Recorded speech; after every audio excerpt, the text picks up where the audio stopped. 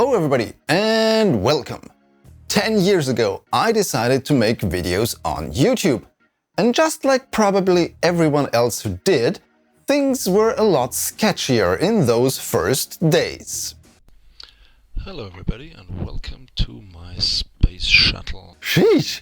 Honestly, my old videos make me cringe on multiple levels. There's a lot of time that went by between then and now, and there's still a lot to come. So today, let's go a little bit down memory lane, and if you're one of my newer subscribers, you may be surprised what you haven't discovered on this channel yet. And if you haven't subscribed yet, well, subscribe if you like entertaining space and space game-related content. Sometimes educational, oftentimes quirky, but never boring. At least I hope so. And before you complain, hey, it's not 10 years yet, your first video was released on December 21, then yes, the publication was on that day, but the decision to finally do it and the gameplay recording for that video already happened a couple of weeks before that. By the way, if you are on board since the early days of my channel, please let me know in the comments. Today we're going to talk about 10 things I learned during 10 years on YouTube. First, let's begin with a numbers game. If you think about starting a YouTube channel, be prepared to get preoccupied with a lot of numbers. Impressions, views, engagement, view duration. Every year it seems YouTube favors a different way of presenting content to viewers. The almighty algorithm being this ever-elusive, finicky dictator of success on the platform. However, let's leave that aside and talk about the numbers for my channel. I'll list a couple of them and then I'd like to talk about some details. 505 public videos. That's roughly 50 videos a year, which could lead you to believe that except for 2 weeks a year on average, I never missed an upload. Which isn't exactly true, because I sometimes had a couple of videos in a single week, and then again multiple weeks of no content. 95,847 subscribers. If you noticed that I more actively asked new viewers to subscribe this year, that was because I really wanted to hit that 100,000 subscriber mark before I reached the 10-year anniversary. Would have been a nice numbers thing. But alas, it wouldn't be. Still, there was a significant subscriber increase in 2024 compared to the previous years. So expect me to keep asking for you to subscribe if you haven't already, because it appears to be working. 63 million impressions. An impression is when a video was shown to a user, meaning my video's thumbnail popped up somewhere. 14 million views. What is a view?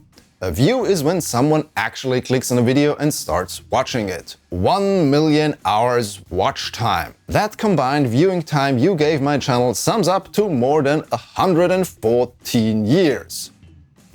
Okay, so much for the general stats, but let's look at a specific video's stats. It may not come as a surprise to you that Doomed from the Start KSP2 development history finally revealed is the most successful video on my channel by a couple of metrics, even though it is just a half-year old. It has already gained the most watch time and the most impressions, and it ranks 5th by subscribers gained through a video and 5th in views, beaten only by videos that are many years old and therefore had a lot more time to collect stats. Despite all the nasty things I uncovered in that development history video, I am really glad I made it, mainly because it gave closure to many of you out there who were wondering how Kerbal Space Program 2 could turn out the way it did. And of course, I'm also glad all of you appreciate it and watched it a lot. Thanks again. But it took me many years to arrive at this point, to even being able to make this video. And one of the first things I learned was that you need good audio. Oh boy, is this ever a rabbit hole. Although it might be counterintuitive on first glance, having good audio is more important than anything else when doing YouTube videos. Many people watch on smaller screens where the video quality doesn't matter that much anyway, or listen to it in the background like to a podcast or radio. And if you want to grab someone's attention, having a clear audio stream is much better than having raspy, noisy stuff coming out of the speakers. My first couple of videos had horrible audio. I was using a super cheap headset and no processing at all. Then I got myself an Audio-Technica AT2020 USB, which improved quality a lot, but I still had no idea about processing audio after recording. Or how to record it well. Nowadays, I own a shotgun mic for my camera, which basically acts as a backup, 2 wireless lav mics, which I used for my interview with KSP2 creative director Nate Simpson and which I'm using right now below my shirt. Then there is my Shure SM7B, which I use for normal voiceover work. Those gameplay commentary videos of mine, those are all done with that. And leading up to the Space Creator Day last year, I got myself a pair of Lewitt interviewer mics. As for getting the audio signal into my computer, I'm using a Universal Audio Volt 276. Why this one? I was convinced by the built-in compressor and the fact that I can use it with my phone with no additional power input.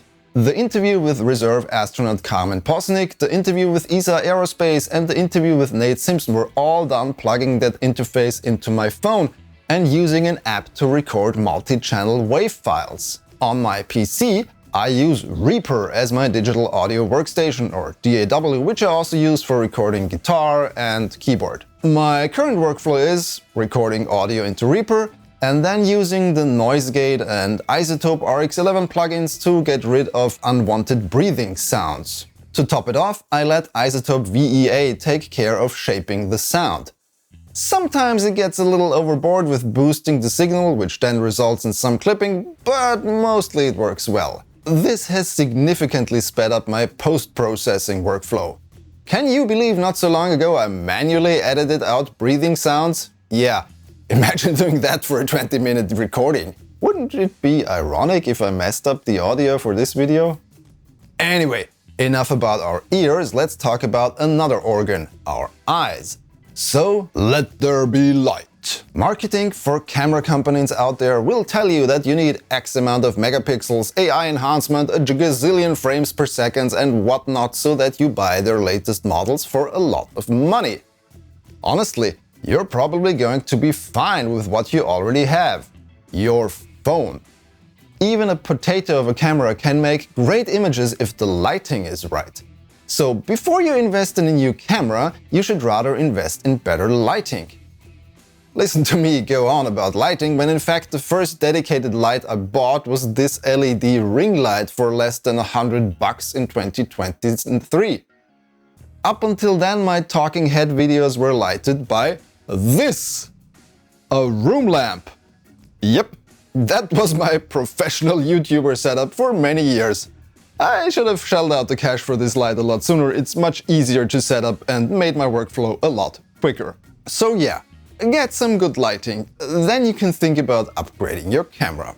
The next thing I want to talk about calls back a little to the first one with all the data.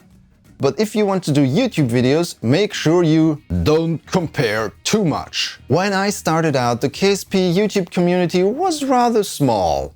There was of course the almighty Scott Manley, and after I had already started my channel, some other names came out of the woodworks you might know. Marcus House and Matt Lown, who both started their channel with KSP videos. Matt of course stuck to it, and Marcus pivoted to space news. Both have grown significantly bigger than my own little corner on YouTube. And there was a time where I doubted myself a lot, where I thought, where did I go wrong? What could I have done differently? And why did those other channels do so much better than my own? In the end, there are too many factors and a lot of them out of my control that determine whether my channel gets traction or not. So I learned not to worry about that too much. And if you want to start your own YouTube career of sorts here, don't get hung up on comparing yourself with others. Focus on the things you can do and the things you want to do. In the end, this should be fun for you as well. More on that later. But first, I need to talk about one thing that's no fun at all. At least for me. Thumbnails. Ugh. I dread these stupid things.